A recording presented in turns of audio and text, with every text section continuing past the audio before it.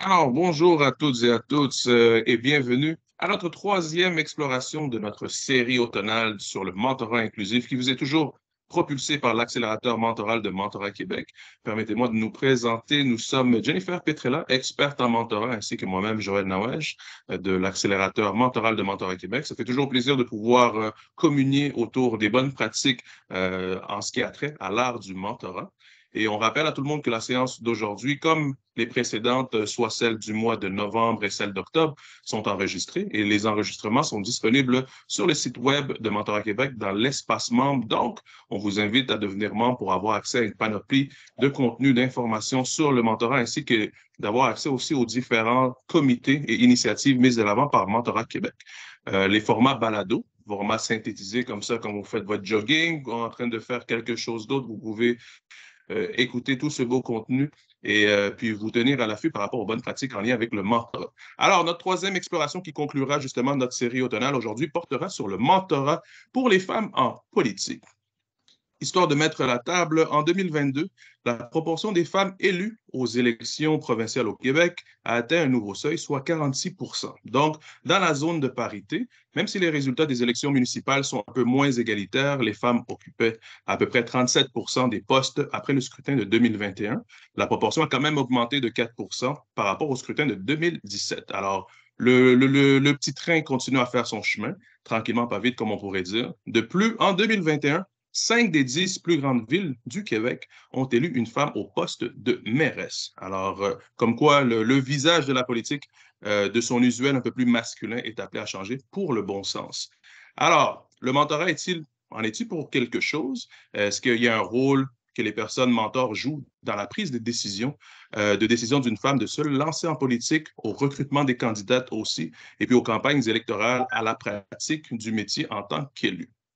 Et quels aspects de la relation justement mentorale sont particulièrement pertinents dans cette réalité unique d'une femme dans le milieu, dans l'arène politique, pour ainsi dire? Alors, histoire de mettre en contexte pour les personnes qui seraient nouvellement parmi nous dans ces séries de webinaires, alors histoire de vous expliquer la nomenclature, notre déroulement, on va commencer par une présentation de l'accélérateur mentoral pour ainsi dire qu'est-ce que ça mange en hiver, ainsi qu'une présentation de nos panélistes ici présents aujourd'hui. On va passer par la suite à une quarantaine de minutes d'entrevue, de discussion avec nos panélistes de feu, chevronnés et d'expérience et d'expertise. 10 minutes de questions avec vous, très cher auditoire. On va vous inviter à suivre et à utiliser la fonction chat à cet effet pour ainsi clavarder, poser vos questions, commentaires. Et puis, c'est ce qui conclura notre série exploratoire automnale de l'année 2023. Alors, pour dresser la table en ce qui a trait à l'accélérateur mentoral, je laisse la parole à ma collègue Jennifer Petrella, experte en mentorat. Jennifer? Oui, bonjour Joël, merci beaucoup, bonjour tout le monde. Donc, l'accélérateur mentoral est un programme que Mentorat Québec a commencé en 2019. Nous sommes financés par le secrétariat de la condition féminine pour promouvoir le mentorat comme vecteur d'inclusion dans la province. Qu'est-ce qu'on fait dans la vie? Il y a bien sûr cette série d'explorations. Ensuite, il y a à chaque année une cohorte d'entreprises qu'on accompagne dans l'implantation d'un programme de mentorat inclusif. On fait des capsules vidéo, bon mauvais mentor, on écrit des publications, on fait un service de conférence en entreprise, organisation et bien sûr, on participe au mois de mentorat chaque année au mois de janvier qui se culmine cette année le 31 janvier par le Forum du mentorat. Alors, on vous invite à cet effet justement d'aller vous inscrire pour le mois du mentorat pour le forum. C'est toujours intéressant d'avoir des initiatives en Zoom, mais c'est toujours aussi fort intéressant de pouvoir se rencontrer, de pouvoir communier en présentiel. Alors, maintenant pour l'exploration d'aujourd'hui qui a trait, je le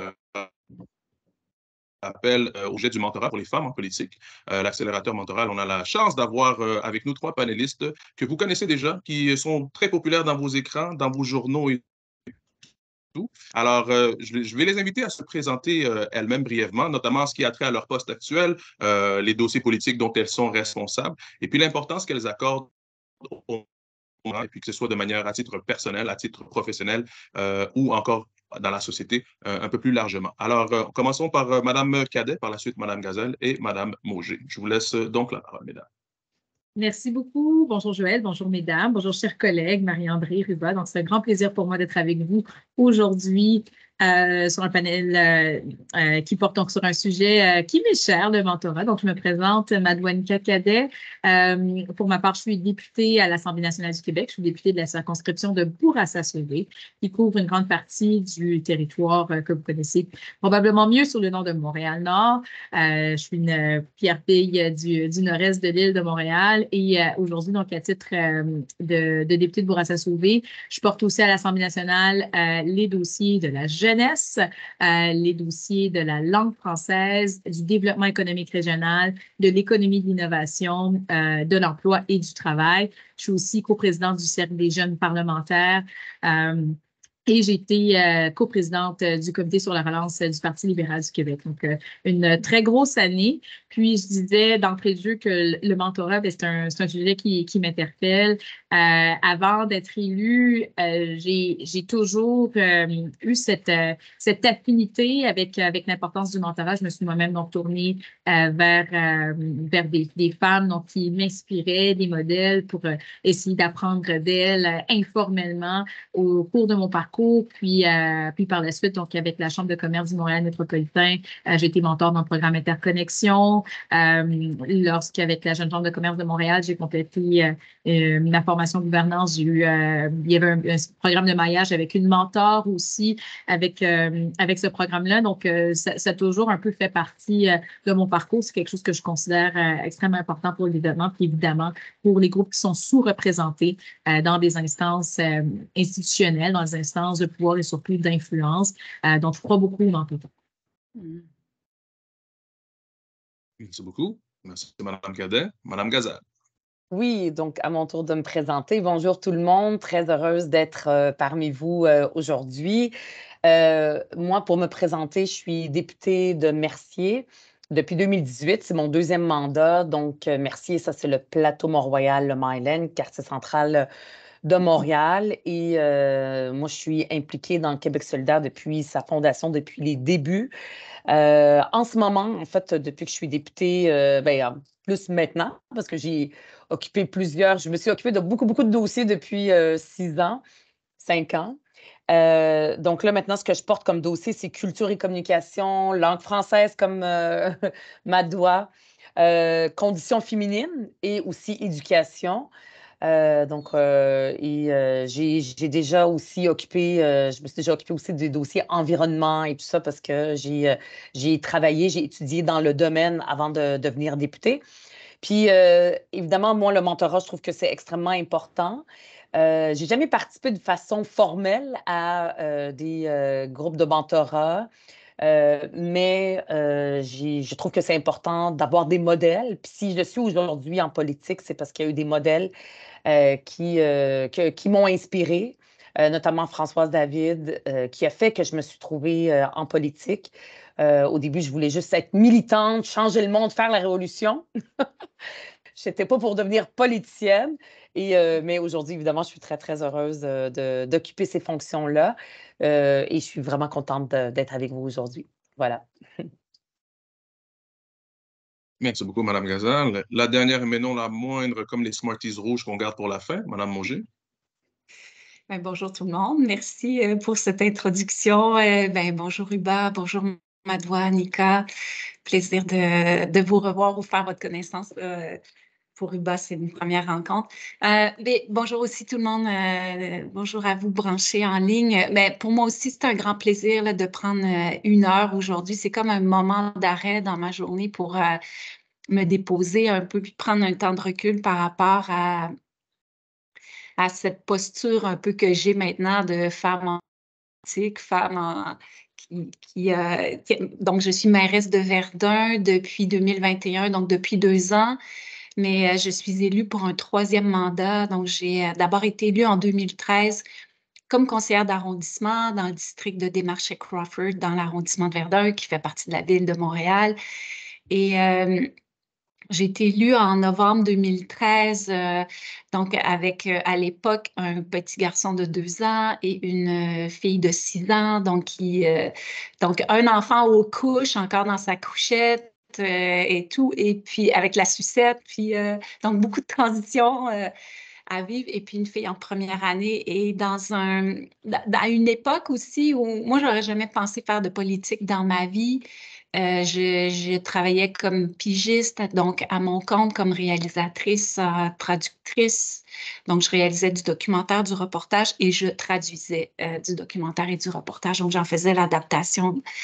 Donc, c'est vraiment un désir d'engagement, puis de me rendre compte que les projets sur lesquels j'aimais vraiment travailler en documentaire, j'avais envie finalement d'être plus concrètement engagée en faveur du développement durable et de tous les éléments qui touchent l'aménagement du territoire, l'équité sociale, la protection de l'environnement. Donc, ce qui m'amenait en politique, donc je n'avais aucune référence politique, aucune culture politique, et je suis issue de cette mouvance qu'on a commencé à voir à l'issue de la commission Charbonneau qui nous a occupés au début des années 2010, où il y avait beaucoup de scandales dans la sphère politique, tout palier de gouvernement confondu, sur l'octroi des contrats et tout ça. Et donc, je fais partie des citoyennes et citoyens qui ont dit on va investir les lieux de pouvoir comme simple citoyen. Donc, mon premier mandat, il a été très difficile. On va en reparler dans le courant de cette heure-là. Mais donc, tout ça pour vous dire que maintenant, j'en suis à un troisième mandat et je suis aussi au comité exécutif de la Ville de Montréal.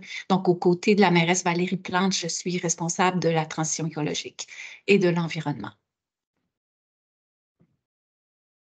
Merci beaucoup, Mme Auger. Alors, Jennifer, histoire de débuter le bal, je te laisse commencer le tout avec la première question à une de nos panélistes, s'il te plaît. Oui, mais bien sûr. Merci beaucoup, Joël. Donc, je voudrais commencer en m'adressant à Mme Cadet. Madame Cadet, vous avez parlé de votre amour pour le mentorat. Vous avez dit que vous vous êtes appuyée sur des personnes inspirantes. Vous n'avez pas mentionné si c'était des hommes ou des femmes.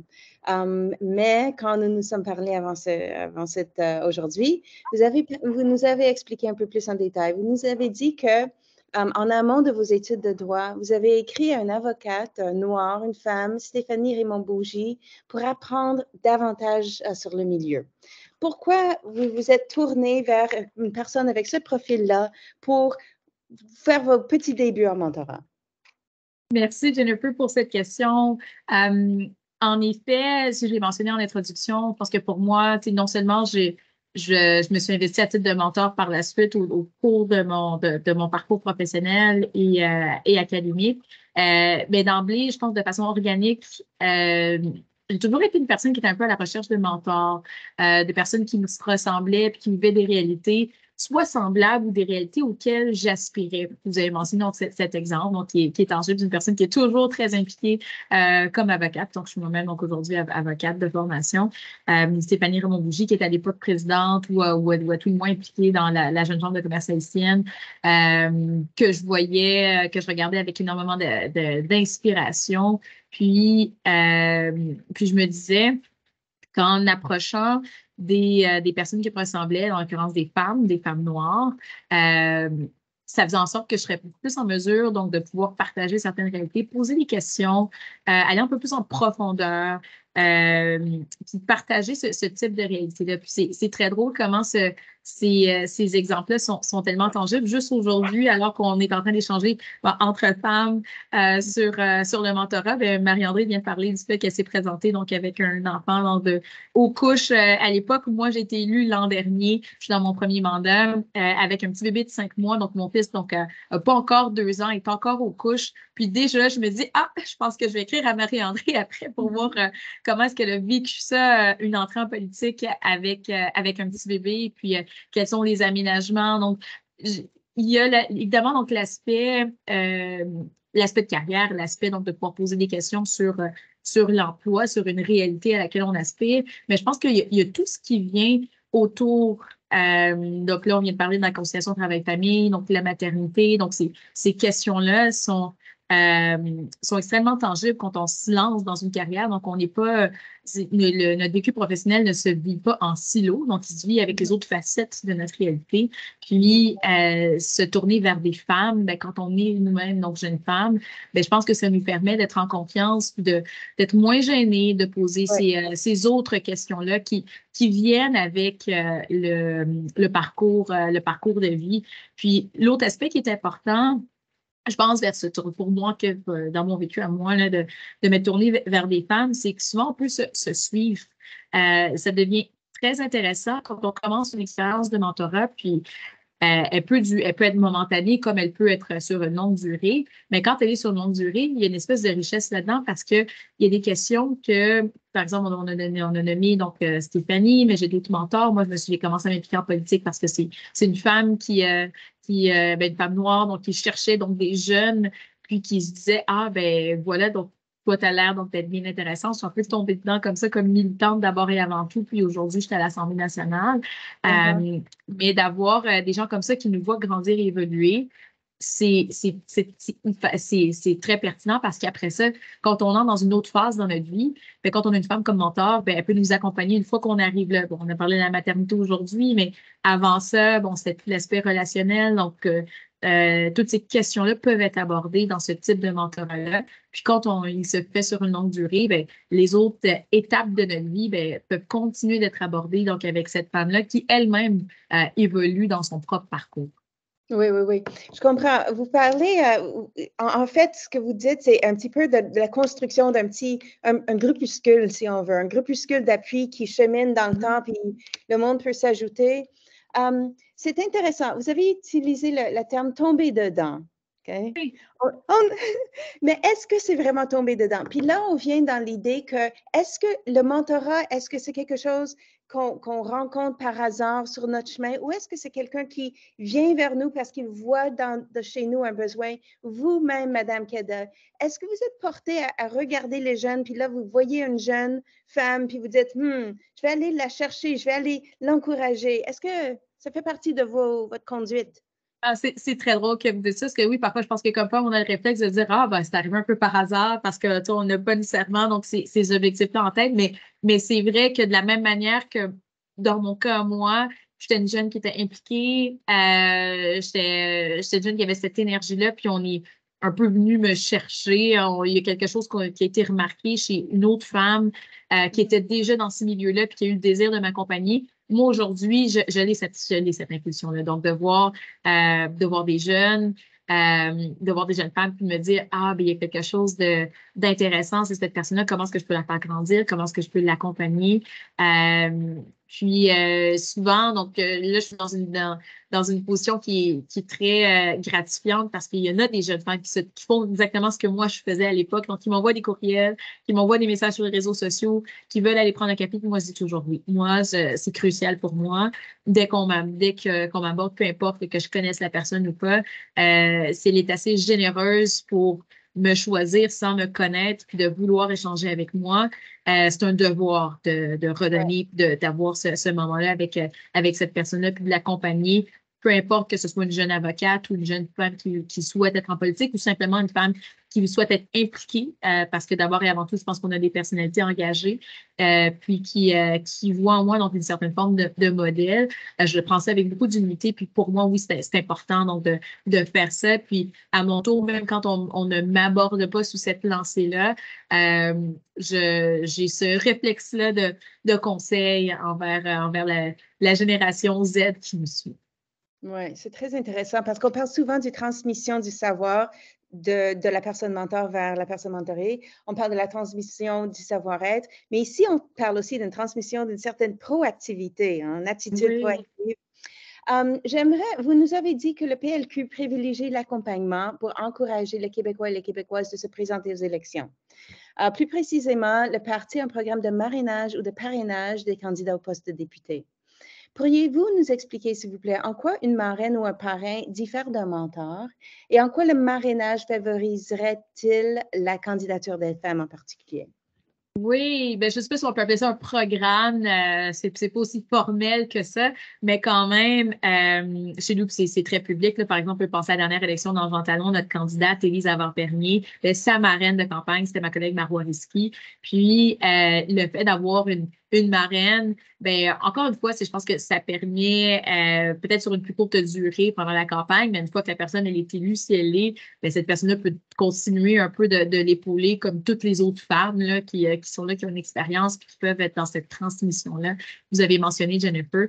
Mais le marrainage, je pense que déjà, ça peut inciter les femmes à pouvoir se lancer. Puis je redonne cet exemple-là parce que notre ex-candidate Élise, elle l'a dit très publiquement que c'est vraiment ça qui a fait la différence pour elle, d'avoir une marraine, d'avoir quelqu'un qui pouvait poser des questions. C'était une femme de 38 ans avec une autre femme de 38 ans qui était aussi maman, donc qui partageait vraiment des réalités semblables, puis qui allait pouvoir lui dire ce qu'on appelle entre guillemets les vraies affaires, donc lui répondre à toutes ces questions sur ben, c'est quoi le monde politique, est-ce que le Parti libéral du Québec c'est un endroit où elle peut exprimer ses opinions, est-ce que elle sera là pour simplement donc être un levier ou un faire-valoir pour des hommes en avant d'elle, ou est-ce qu'elle va pouvoir prendre sa place, puis le fait d'avoir une marraine dans laquelle elle avait confiance, ben, ça lui permettait déjà de répondre à ces interrogations-là, de réduire certaines craintes, hein, parce qu'on sait, donc, on est dans une zone paritaire en ce moment, puis c'est à célébrer, mais encore aujourd'hui,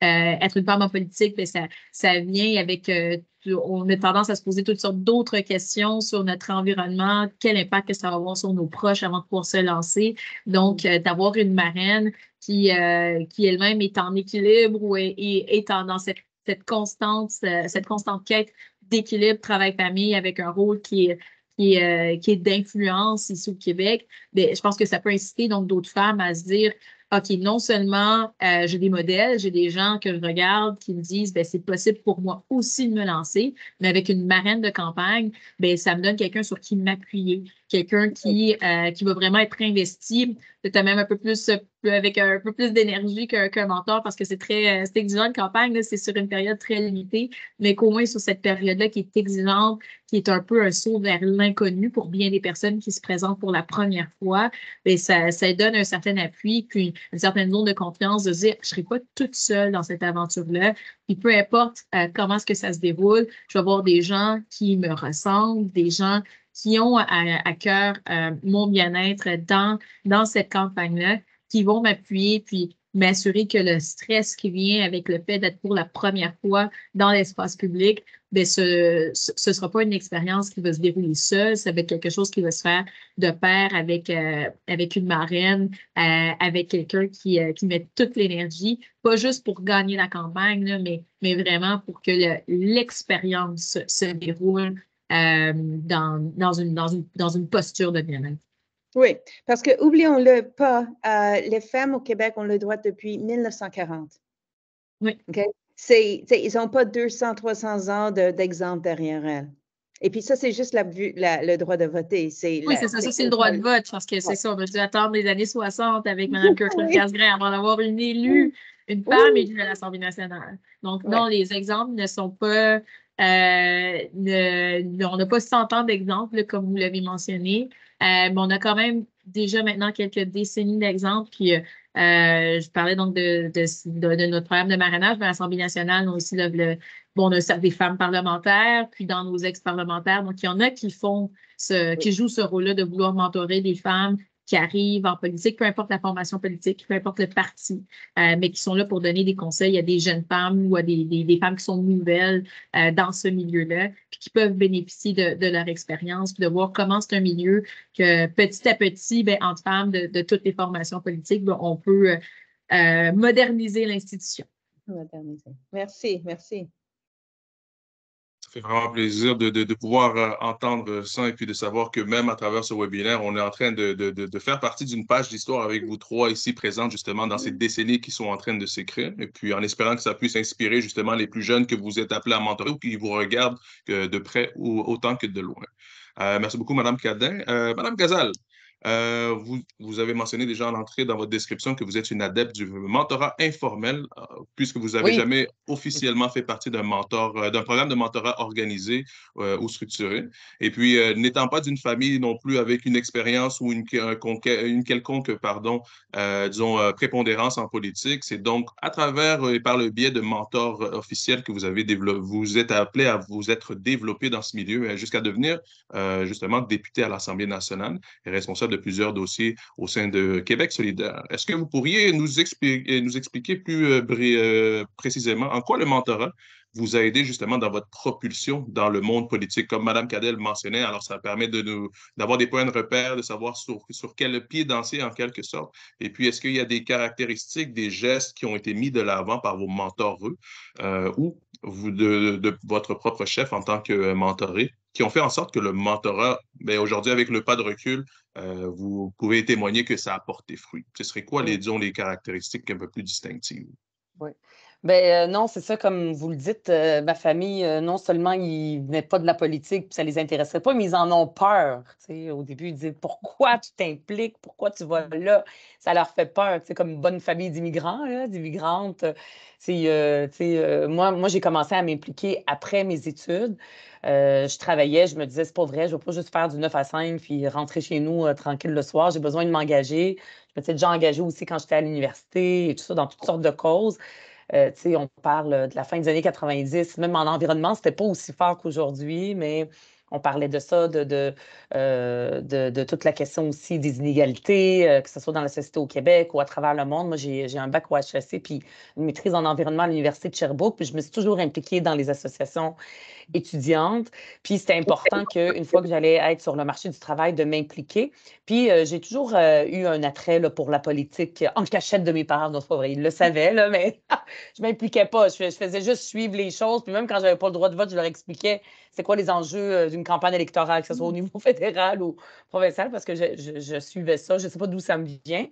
Mais c'est sûr que pour moi, c'est pour m'impliquer, pour faire le pas d'aller dans une organisation politique, ça, il y avait, comme je l'ai mentionné au début, le modèle de Françoise David que je voyais de loin, puis j'ai toujours été féministe, puis c'est une grande féministe, puis j'ai dit, ben moi, j'ai envie de m'impliquer dans ma société québécoise auprès d'elle pour plus d'égalité entre les hommes et les femmes. Ça, on parle du début des années 2000.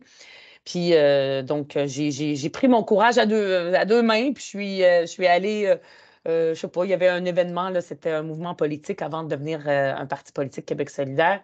Puis je suis allée là, puis je suis intervenue, il y avait comme, je sais pas, un événement où il y avait des ateliers. Puis je suis intervenue à quelques reprises, je suis allée parler avec Françoise. Puis c'est petit à petit, un peu peut-être qu'elle m'a remarqué aussi, puis elle m'a pris un peu sous son aile, mais je suis sûre que je n'étais pas la seule, là. On était plusieurs aussi.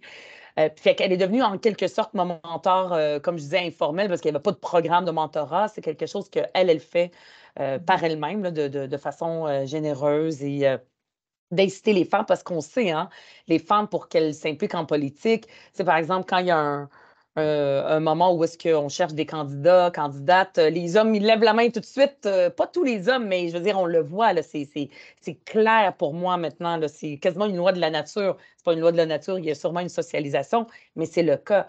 Les hommes sont là, les femmes, il faut se réveiller de bonne heure pour les inciter à se présenter. Puis ça, je pense que Françoise avait compris ça, puis elle, puis d'autres femmes. Il y avait Manon Massé aussi autour d'elle qui ont compris ça il y a longtemps, qu'il faut travailler de bonne heure, puis inciter les femmes. Fait que moi, quand je me suis impliquée, c'était juste pour m'impliquer. J'étais sur le comité de coordination nationale.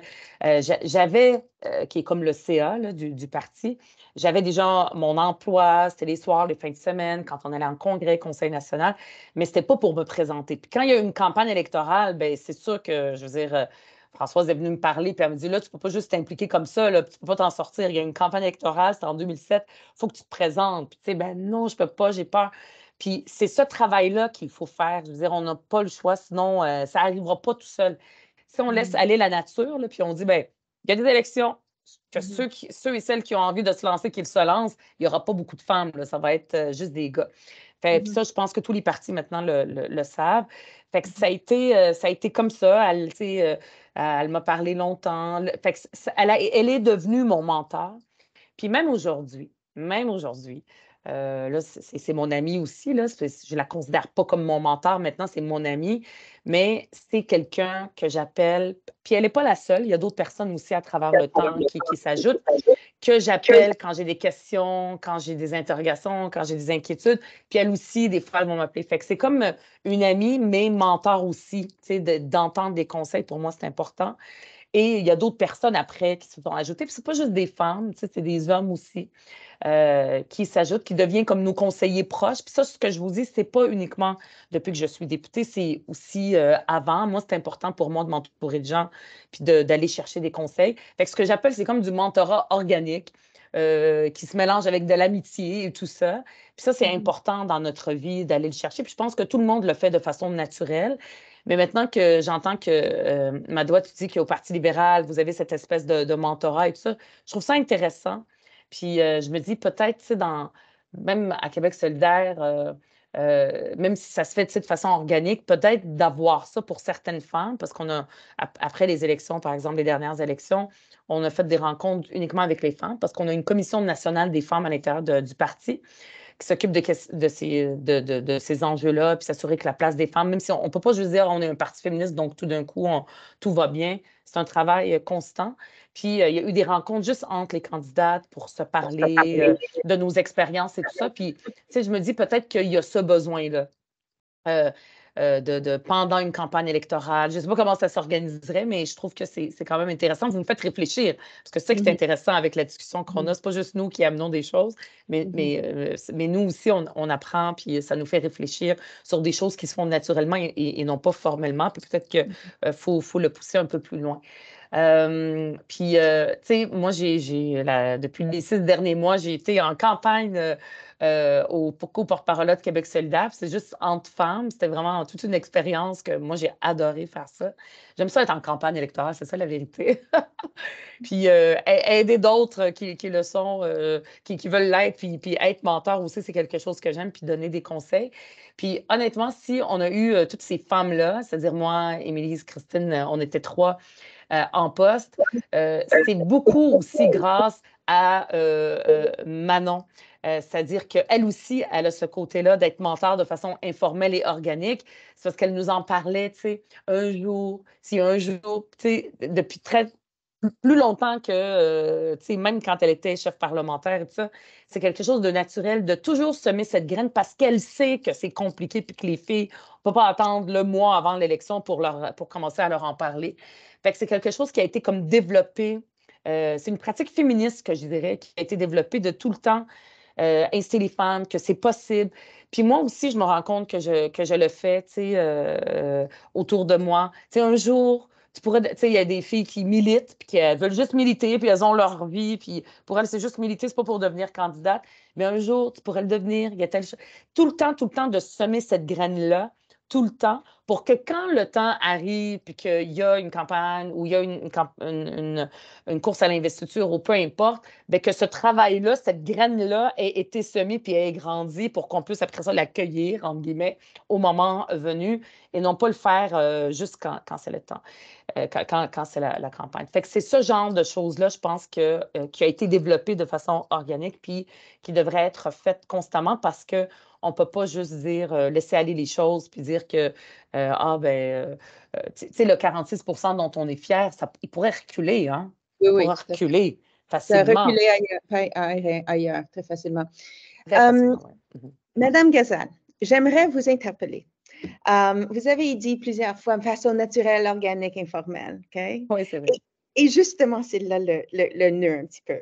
Donc, les recherches sur le mentorat démontrent qu'il y a certaines personnalités pour lesquelles ils n'ont pas besoin d'un programme de mentorat formel parce qu'ils vont aller chercher leur mentor n'importe quoi. Mais il y a certaines personnalités que ce n'est pas le cas. On a parlé en préparation pour ce panel à une professeure qui s'appelle Anne Méveillec de l'Université d'Ottawa qui fait des recherches sur la place des femmes en politique, particulièrement la politique municipale.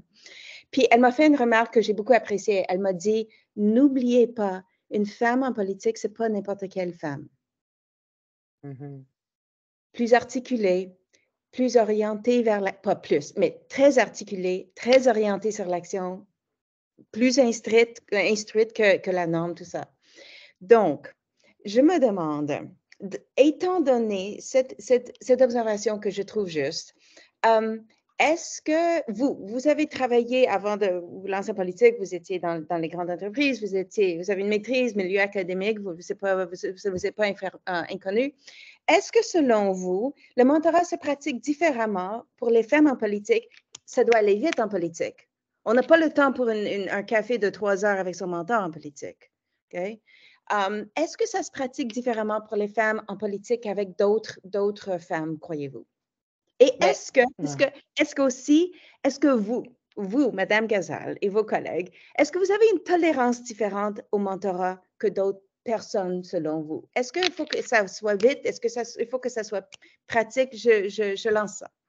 ben, en fait, le défi, c'est-à-dire que moi, je pense qu'il y a une différence entre le monde politique, faire du mentorat, tout ça, là, que dans les entreprises, ailleurs. Oui, il y a l'aspect vite, mais c'est pas juste ça. C'est parce que un monde bizarre, la politique. C'est une faune spéciale avec des gens spéciaux, pour vrai, là, tu sais, si on veut être honnête. Mais c'est important, en plus, mais tu sais, par exemple, à l'Assemblée nationale, c'est la maison du peuple. Fait que c'est important que la maison du peuple représente le peuple. Puis le peuple, c'est pas juste des gens instruits, c'est pas juste des gens qui viennent de milieux académiques, c'est pas juste des gens qui sont accessibles, comme qui viennent de milieux favorisés, etc. Fait que si on veut que la maison du peuple représente le peuple, va falloir ouvrir les fenêtres puis avoir des gens qui soient différents, qui viennent de milieux différents. Tu sais, j'ai vu dans le document que vous nous avez partagé, vous avez parlé du livre de Catherine Dorion, mais Catherine, elle disait souvent, ben, il va falloir qu'il y ait des coiffeuses aussi qui soient députées. Tu sais, ça ne peut pas être juste des avocates puis des avocats. Puis on le sent aussi, il y a une différence. Moi, je suis sûre qu'il y a sûrement eu des études là-dessus qui ont été faites pour regarder le profil des gens qui sont en politique aujourd'hui versus dans le passé, je ne sais pas, dans les années 60. C'est sûr que c'est juste une gang d'hommes blancs avocats, là. Puis aujourd'hui, c'est beaucoup plus diversifié. Mais il faudrait que ça le soit encore plus. Puis pour ça, on ne peut pas juste dire, ah, c'est la maison du peuple, donc le peuple va venir. Non.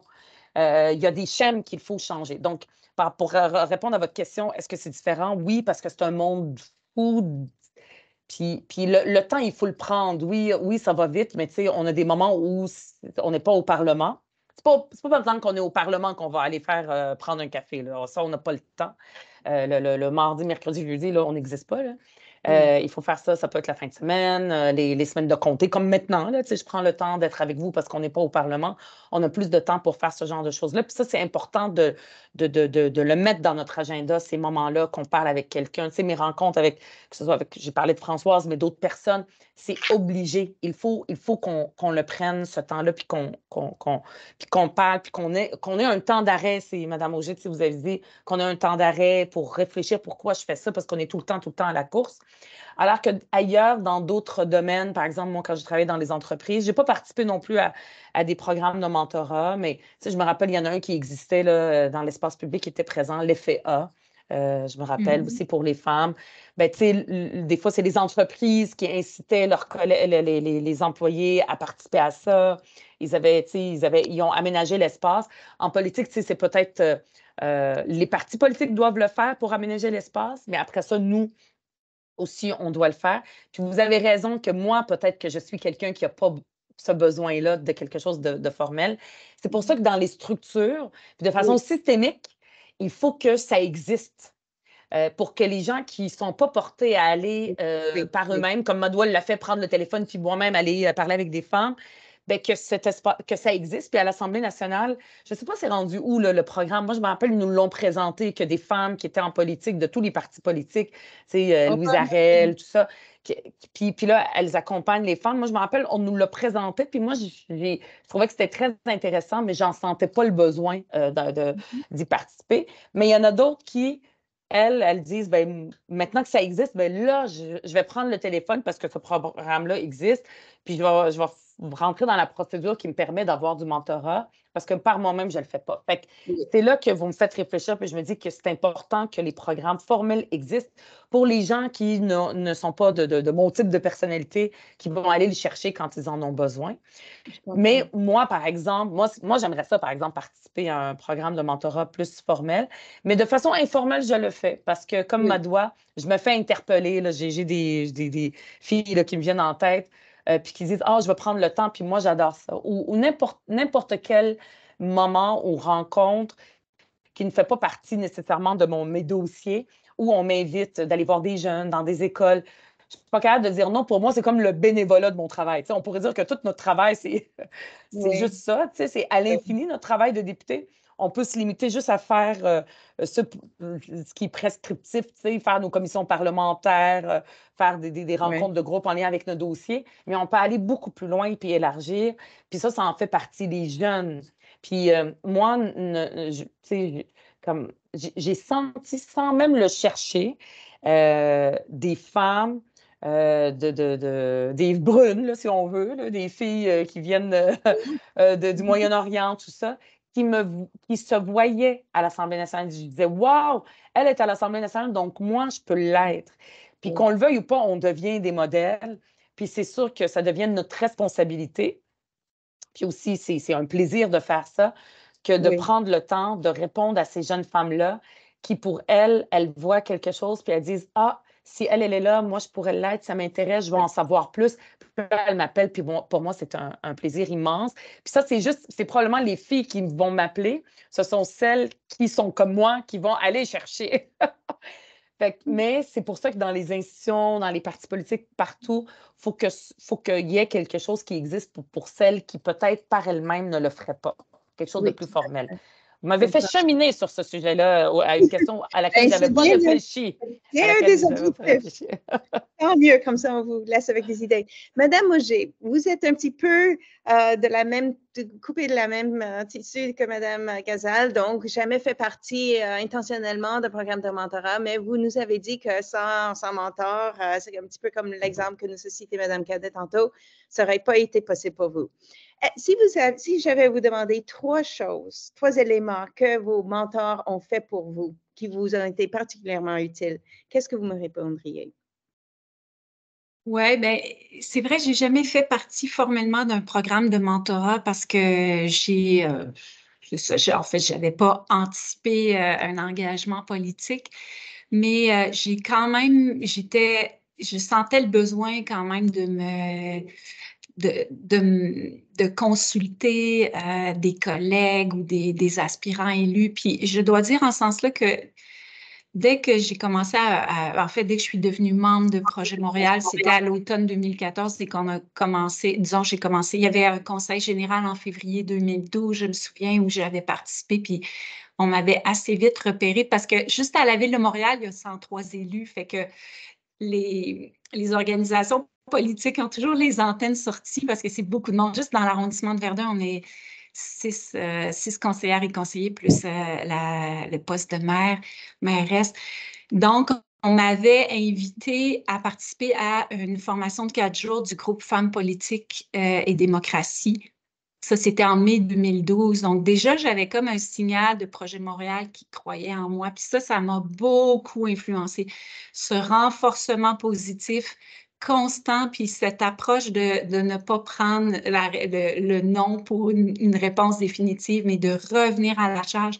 Et ça, je l'ai appris très tôt et j'en suis comme un exemple concret. Donc, quand aussi je parle à des femmes du potentiel de l'engagement politique, on me dit souvent, ah non, non, pas moi. Puis je sais qu'il faut revenir à la charge, il faut travailler cette idée-là dans le temps. Et je dirais que ce qui m'a aidé là-dedans, assez tôt, j'ai vu que le rôle en politique, en fait, on me demandait 3 choses, mais je le répartirais dans 2 grandes familles. Il y a d'abord tout ce qui a trait au rôle de l'élu. Et c'est là que des fois, on a besoin de se parler entre collègues. Donc, moi, je suis allée un peu vers des rôles modèles là, ou des personnes qui avaient été élues en 2009 ou qui arrivaient, mais je pourrais même prendre en exemple Valérie Plante, qui est aujourd'hui mairesse de Montréal. On a été élus en même temps conseillère en 2013, puis j'ai vu Valérie évoluer, puis on avait, dans notre premier mandat, où on avait du temps, beaucoup d'échanges parce que c'est une féministe engagée et elle avait aussi... Donc, on avait gravité un peu avec le groupe Femmes politiques et démocratie. Et donc, moi, je sentais le besoin d'appui dans mes fonctions, justement pour ce qui est de la prise de décision, comment on se positionne comme élu, surtout quand on est élu en mode minoritaire ou on était l'opposition officielle de la Ville de Montréal, mais quand on s'engage en politique, c'est pour changer les choses. Donc, il n'y a rien qui nous prépare au rôle d'élu. Il n'y a pas une formation en politique.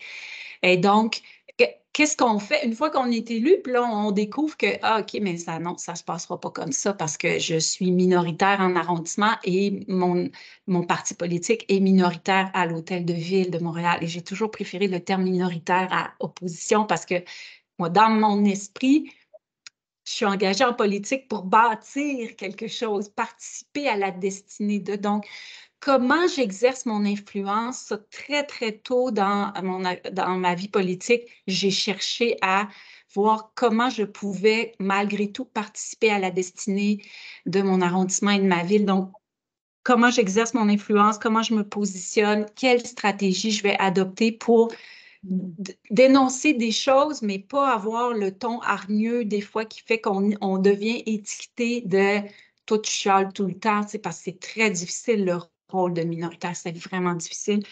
Et il y avait l'autre, donc ça, l'aspect par rapport aux fonctions de l'élu, puis après, il y avait l'aspect par rapport aux limites personnelles.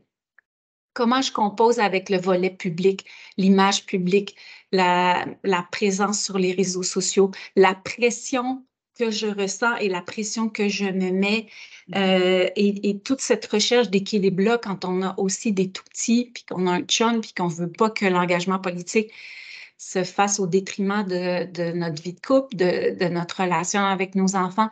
Fait que ça aussi, j'avais souvent besoin d'aller chercher un peu, ben toi, comment tu fais? Toi, es-tu absente 4 soirs semaine? Puis c'est sûr qu'aussi, l'engagement politique au municipal amène une facilité au sens où on n'en a pas de déplacement à l'extérieur de la ville. Donc donc moi, je suis toujours à la maison pour dormir. Sauf qu'en même temps, dès que je m'en vais au parc, même si j'étais avec mes enfants, je travaille tout le temps. On ne me reconnaît pas toujours, là. Je ne peux pas dire quand j'étais conseillère d'arrondissement que tout le monde m'interpellait. Sauf que je vois, les poubelles débordent.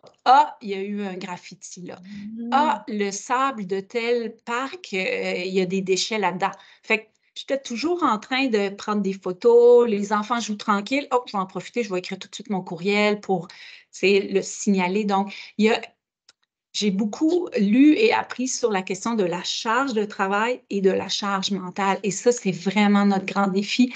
Peut-être pour tous les élus, mais comme femme, on le vit différemment, surtout quand on double ça avec nos propres aspirations, de quelle façon on veut jouer notre rôle de mère, de blonde, de tout ce que tu veux, d'animer son réseau d'amis, parce que j'ai réalisé aussi dans mon premier mandat où je pensais que j'allais casser au bout de 2 ans.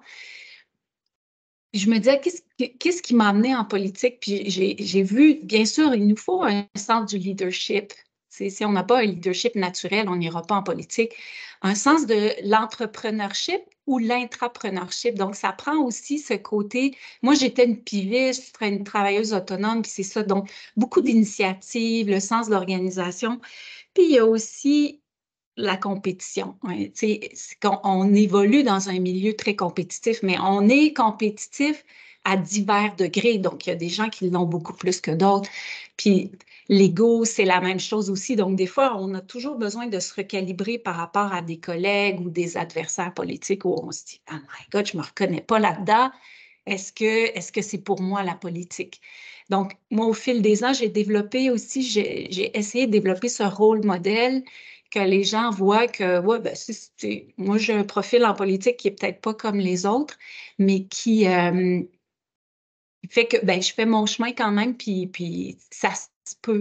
Puis moi, j'ai eu besoin de ça. Je me souviens, quand j'étais jeune élue, des fois, je regardais Véronique Yvon à l'Assemblée nationale et j'aimais son ton, j'aimais son approche de ce que je voyais au travers le prisme des médias qui, des fois, défigure beaucoup aussi.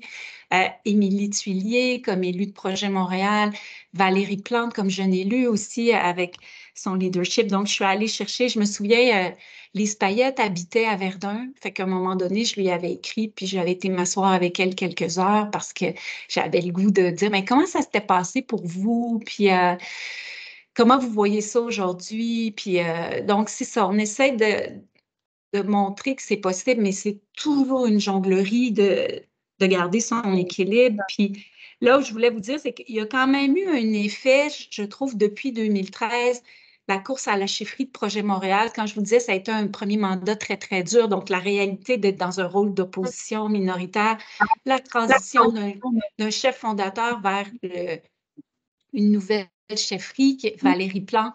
Son élection à la mairie de Montréal en 2017, elle a brisé un plafond de verre formidable. Et moi, j'ai l'intime conviction qu'elle m'a amené, Valérie Plante, à me dire, OK, moi, je vais à la mairie de Verdun. Et puis, en 2021, j'ai été la première femme élue à Verdun. Verdun a été fondée en 1875. Il y avait eu une première conseillère municipale en 1985. C'était tard à Verdun, là. Fait il y avait ce changement de culture. Donc, c'est arrivé en 2021. Puis, on le voit maintenant à l'échelle de tout le Québec, là, dans les 10 villes-centres du Québec, il y a 5 femmes à la mairie. Le rôle modèle, hein? C'est vraiment ça pour vous, le Exact. mentor, il combine. Vas-y, Joël. Oui, tout à fait. Oui, et vous avez mentionné quelque chose de très important par rapport aux médias. Et puis, quand on parle de médias, on parle beaucoup de l'image. Alors, l'image qui est véhiculée. Puis, l'année dernière, il y a un article qui avait été sorti, une étude par rapport à l'hostilité en ligne envers les femmes. On constate que les femmes, à l'endroit des femmes, il y a beaucoup de violences qui prennent de nouvelles formes, notamment des propos anonymes sur les réseaux sociaux et des propos qui peuvent être d'une vulgarité, d'une violence assez choquante et gratuite aussi. Et c'est le cas pour beaucoup de femmes en politique. Et puis, on voulait vous entendre brièvement, vu qu'on est quand même très restreint dans le temps, notre heure est déjà presque à sa fin. C'est un sujet fort intéressant qui, selon nous, devrait gagner à avoir une partie 2, 3, 4, une autre série uniquement sur ce sujet. Ce serait quoi par rapport au mentorat? Est-ce que le mentorat aide justement à être capable de se faire une tête, être capable de vivre ces expériences-là? Est-ce que ça peut aider à contrecarrer, à pallier cette réalité d'être aux prises tous les jours justement avec des retours, des commentaires désobligeants à l'endroit des femmes politiciennes que vous êtes? Je pourrais renvoyer la question à Mme Auger brièvement si vous pouvez répondre, et puis Mme Cadet et Mme Gazal aussi à cet effet. Est-ce que le mentorat aide justement à être capable de tenir bon puis d'être capable de décanter certaines choses, ou est-ce qu'il n'y a rien à faire, le monde des hommes il est gangréné jusqu'à l'os? Ouais, moi, je pense que le mentorat aide à prendre du recul, à retrouver une perspective parce que ce qui se passe sur les réseaux sociaux ou sur un média social, parce que des fois, c'est certaines plateformes ou un groupe en particulier sur un média social, il faut toujours faire attention à ne pas penser que la critique qu'on subit, nous sommes ce que cette critique-là dit. Donc, des fois, il y a ça notre plumage de canard, il se désimperméabilise et des fois d'avoir une voix rassurante et confiante qui met les choses en perspective et qui va nous rappeler de tout ce qu'on bâtit et de mettre en perspective, des fois, la grogne, elle paraît majeure, mais compte tenu de l'ampleur du changement qu'on apporte, des fois, c'est quand même modéré malgré tout. Puis c'est sûr que moi, j'ai un conseil d'arrondissement chaque mois comme mairesse. Puis j'habite à Verdun, je suis toujours sur le terrain. Fait entre ce qui se passe sur les réseaux sociaux et ce que je vis sur le terrain et ce qui se passe en conseil d'arrondissement, on a une période de questions du public. C'est une politique de proximité. Fait que ça m'aide à mettre les choses en perspective. Puis des fois, de l'entendre d'une personne qui a du recul, qui est comme « Hey, moi, je te vois aller, je te félicite. » Puis je suis comme « Ah oui, mais ça. » Puis là, je me rends compte des fois, des personnes ressources ne vont même pas l'avoir vu passer. Fait que déjà ça, je me dis, oh mon Dieu, OK, là, je tombe dans une vision tunnel où je suis trop anxieuse par rapport à tel ou tel élément. Je prends du recul. Puis moi, par rapport aux réseaux sociaux, je le dis souvent et je le dis aussi à mes jeunes élus. Puis d'ailleurs, je souligne que Kayla Monroe est branchée, qui est une élue de Verdun qui est très, très engagée. Tu vois, ce qu'on ne sait pas, ça nous fait pas mal. Il y a des fois, là, il faut se donner le droit à la déconnexion aussi. Moi, j'ai une job à faire. Moi, je suis engagée en politique parce que je poursuis une vision. La rétroaction est importante, mais le bruit, ça, je me dis, si c'est si important que ça va remonter au conseil d'arrondissement. Je laisse aller un peu cette médiation sociale naturelle qui advient quand même assez régulièrement sur les réseaux sociaux. Ou des fois, je donne de l'info à des têtes de pont ces personnes-là vont aller déposer de l'information là où c'est le plus virulent. Merci beaucoup. Madame Cadet, Madame Gazal? Oui, bien, je vous dirais, je suis tellement sur la même longueur d'onde que Marie-André. Oui, je pense que le mentorat, ça peut avoir un impact là, pour nous aider à décanter donc, de ces différents épisodes-là. Donc, quand on reçoit donc, des remarques donc, un peu plus acrimonieuses sur les réseaux sociaux ou sur un réseau social, tous les politiciens en reçoivent. Et tous les politiciens en reçoivent.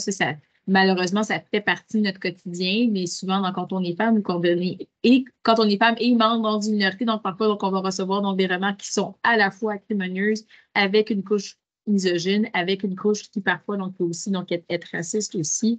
Puis, c'est pas toujours évident, mais le fait de pouvoir avoir un réseau, donc oui, on parle du mentorat formel, mais même avoir un réseau informel de femmes où ce qu'on peut échanger un peu sur ce qu'on reçoit comme rétroaction sur ces plateformes-là, mais ça nous permet d'avoir un peu de recul aussi, de pouvoir échanger sur les bonnes pratiques. Juste là, donc Marie-André, donc elle agit un peu comme notre mentor là, ici aujourd'hui, donc comme élu qui a beaucoup plus d'années d'expérience et qui a déjà donc à ses propres pratiques sur comment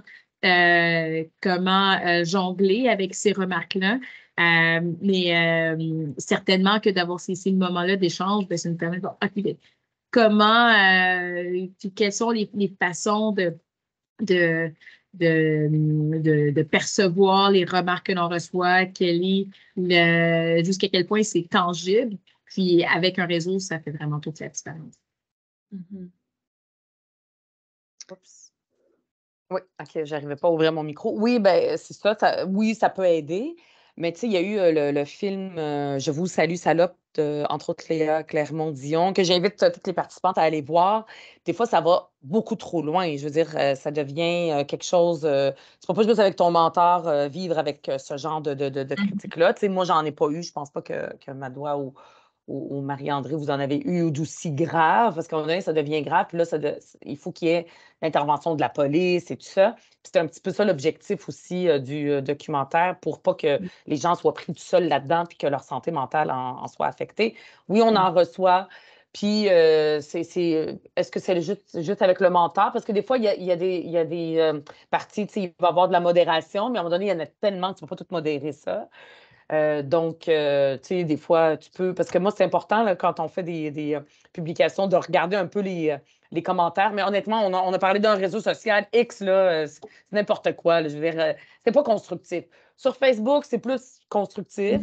Des fois, il y a des choses plus haineuses. Ben là, il faut que tu passes par-dessus. Puis ça pourrait, tu sais, des fois, ça pourrait, oui, aider d'en discuter avec un mentor. Mais je pense que c'est un problème aussi de société beaucoup plus large où il faut qu'il y ait une intervention, pas juste de la police après coup, mais aussi de la prévention et tout ça. C'est vraiment.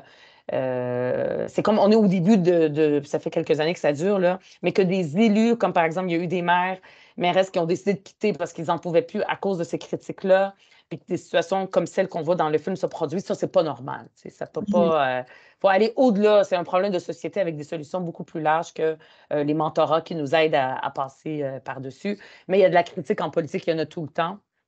Quand on est une femme, racisée, etc., oui, ça peut être plus déplacé encore. Là. Ça existe, c'est ça. Il y a des nouveaux défis, hein, parce qu'il y a des nouvelles façons de nous atteindre aujourd'hui qui n'étaient pas forcément le cas. Le doxing, par exemple, tu sais, je ne sais pas. Oui, donc ça soulève une question de quel mentor on cherche ou quel genre d'appui. Oui, un mentor n'est pas la solution à tout, peut-être qu'un réseau d'appui. Puis après, tu sais, des mentorats en pair, tu sais, des personnes qui sont confrontés aux mêmes enjeux. Hein. Quelqu'un qui a été en politique il y a 30 ans, ils n'ont peut-être pas fait face aux mêmes. Donc, ce qui termine notre conversation pour aujourd'hui. Vous avez été des nôtres pour 1 heure, alors j'aimerais vous remercier toutes les trois. Donc, Madoua Nika Cadet, députée de Bourassa-Sauvé à l'Assemblée nationale du Québec, Rouba Gazal, députée de Mercier, et Marie-André Mauger, mairesse à l'arrondissement de Verdun. Un outil de synthèse sera envoyé à notre auditoire. En y répondant à un sondage de satisfaction, vous courez la chance d'un rendez-vous avec Joël et moi pour discuter de tout sujet connexe à mon mentorat qui pourrait vous plaire. Les activités à venir, donc, dans 1 mois, c'est le mois du mentorat, janvier 2024. On vous invite à célébrer le mentorat dans vos milieux, politiques ou autres, et de participer à nos événements gratuits, de 3 webinaires gratuits de Mentorat Québec, en plus du forum du mentorat en live, en présentiel. N'oubliez pas de devenir membre. Nous vous remercions d'avoir été des nôtres. Joël? Oui, merci beaucoup. C'était très, très, très fort intéressant. Encore une fois, je le répète, on était en train d'écrire une nouvelle page d'histoire dans ces décennies qui s'accumulent par rapport à la présence des femmes en politique. Alors, dans le chat, vous pouvez voir justement l'évaluation de satisfaction qui vous est remise. Alors, mesdames, c'était un fort plaisir, en espérant que vous puissiez vous joindre à nous aussi pour la célébration du mois du mentorat. Et puis au forum aussi, ça peut toujours être intéressant de justement pouvoir rencontrer des gens et pouvoir les inspirer en présentiel aussi, comme vous le faites déjà très bien, mais un peu dans l'univers de Mentorat Québec, ça fera plaisir de vous recevoir avec nous. Donc, Jennifer Petrella, experte en mentorat, ainsi que moi-même, Joël Nawège, avec l'accélérateur mentoral, en espérant que ça vous ait plu. Et on aurait pu en parler beaucoup plus longuement. Et puis, si jamais c'est quelque chose qui vous intéresse, laissez les commentaires justement dans le sondage d'évaluation. On va peut-être être appelé à ressolliciter nos 3 panélistes de feu pour une partie 2, partie 3, peut-être même partir une saga à la Star Wars par rapport à tous ces enjeux qui sont fort intéressants. Alors, au plaisir de vous voir parmi nous pour la célébration du mois du mentorat. N'oubliez pas de devenir membre de l'espace membre justement de Mentorat Québec et puis de partager autour de vous. Puis merci, mesdames, de faire ce que vous faites, d'inspirer les femmes d'aujourd'hui et les femmes de demain, mais surtout aussi de faire relativiser les hommes par rapport à notre rôle, d'être des alliés, de pouvoir faire en sorte qu'on laisse notre place aussi, puis de partager les instances d'influence et les instances de pouvoir, et puis de laisser le monde se féminiser un peu plus parce qu'on gagne à travers tout ça. Merci beaucoup, mesdames. Merci Merci. beaucoup. Plaisir. Au revoir. Merci beaucoup. Merci beaucoup. Au revoir. Plaisir.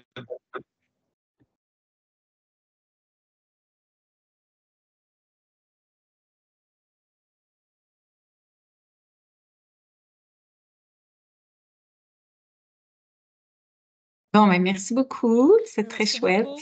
Oui, Au c'était super revoir. agréable. Bonne journée. Bonne journée. Joël, on se voit Plaisir, sur bonne le journée. Zoom toutes les deux. Merci. Bye, Bonne journée. Madame Cadet. Au revoir. Oui. C'est tout de suite, tout de suite? À 10, je pense. OK, ça marche. J'ai le temps d'aller chercher de l'eau. Ça marche. Tantôt. À tantôt.